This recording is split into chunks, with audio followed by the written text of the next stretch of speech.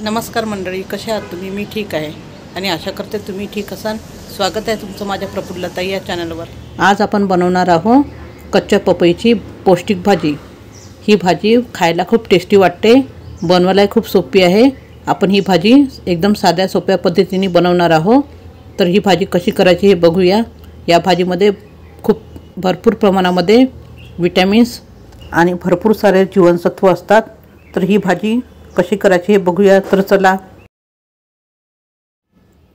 पपईची भाजी करण्याकरता इथे मी पपई घेतली आहे. ही पपई छान ताजीवाली आहे.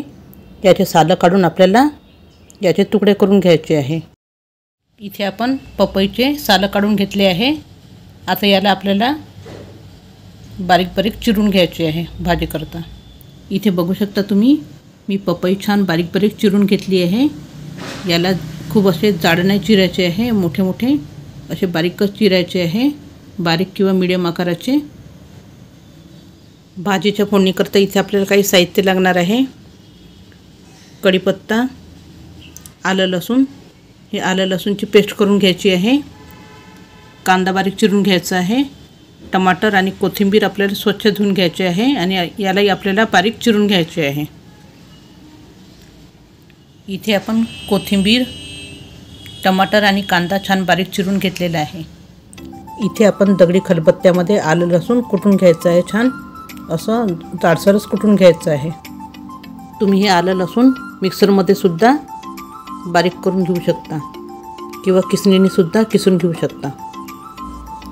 इथे आपण आलं लसूणची जाडसर पेस्ट तयार करून घेतली आहे. इथे आपण आता भाजी फोडणी घालणार आहोत.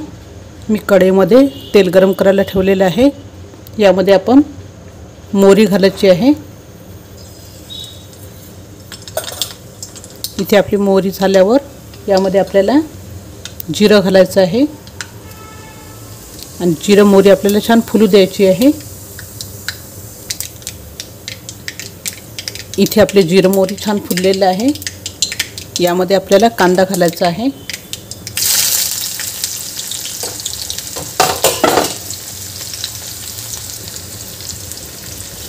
कांदा आपल्याला छान गुलाबी रंगावर परतून घ्यायचा आहे. तुम्ही पपईची भाजी या पद्धतीने करून बघा, खायला खूप टेस्टी होते. आता मी हे कांदे छान परतून घेते, छान याला गुलाबी रंगावर. इथे तुम्ही बघू शकता आपला कांदा छान झालेला आहे. याला हलका गुलाबी कलर आलेला आहे. यामध्ये आपल्याला आलं लसूणची पेस्ट घालायची आहे आणि ही आलं लसूणची पेस्टसुद्धा आपल्याला यामध्ये मिक्स करून घ्यायची आहे.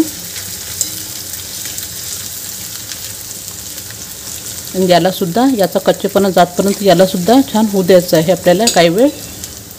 इथे आपलं आलू लसूणची पेस्टही झालेली आहे. आता यामध्ये आपल्याला काही खडे मसाले घालून घ्यायचे आहे. सगळ्यात अगोदर यामध्ये मी हळद घालणार आहे. हळद घातली आहे मी. आता इथे तिखट घालायचं आहे. तुमच्या आवडीप्रमाणे इथे तुम्ही तिखट घालू शकता. आता यामध्ये आपल्याला थोडासा गोडा मसाला घालायचा आहे.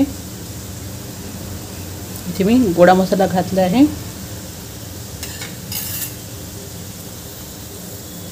इथे आपल्याला चवीनुसार मीठ घालायचं आहे. थोडंसं मी चवीनुसार मीठ घातलं आहे. हे 1 मिनिट आपल्याला छान परतून घ्यायचं आहे. हे मसाले आपल्याला आता यामध्ये आपल्याला कढीपत्ता आणि टमाटर हे एकत्र घालून घ्यायचे आहे आणि हे टमाटर आपल्याला छान सॉफ्ट होतपर्यंत होऊ द्यायचे आहे. मी हे टमाटर छान सॉफ्ट करून घेते. यामध्ये आपल्याला किंचित पाणी घालायचं आहे आणि हे टमाटर आपल्याला सॉफ्ट करून घ्यायचे आहे, म्हणजे आपले हे मसाले जळणार नाही. इथे बघू शकता तुम्ही आपले टमाटर छान सॉफ्ट झालेले आहे. असेच आपल्याला सॉफ्ट करून घ्यायचे आहे. आता यामध्ये आपल्याला बारीक चिरून घेतलेले पपईचे तुकडे घालायचे आहे आणि हे सुद्धा आपल्याला छान मिक्स करून घ्यायचं आहे. यामध्ये आपल्याला थोडी कोथिंबीर घालून घ्यायची आहे आणि हे आपल्याला छान मिक्स करून घ्यायचं आहे असं.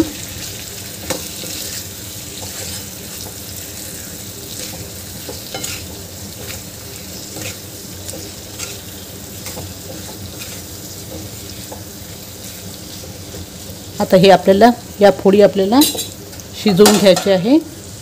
मी यावर झाकण ठेवून देते आणि हे छान शिजवून घेते थोड्या वेळ.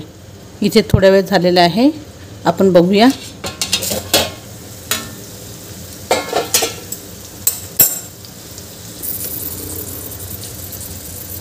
इथे हे एकदा आपल्याला भाजी हलवून घ्यायची आहे फोड्या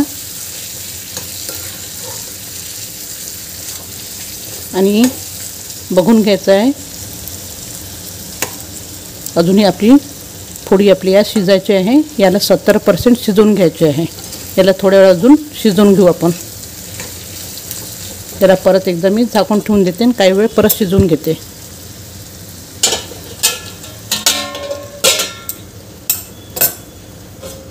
याला काही वेळ शिजवून घेऊ. इथे थोडा वेळ झालेला आहे, आपण एकदा भाजी हलवली होती.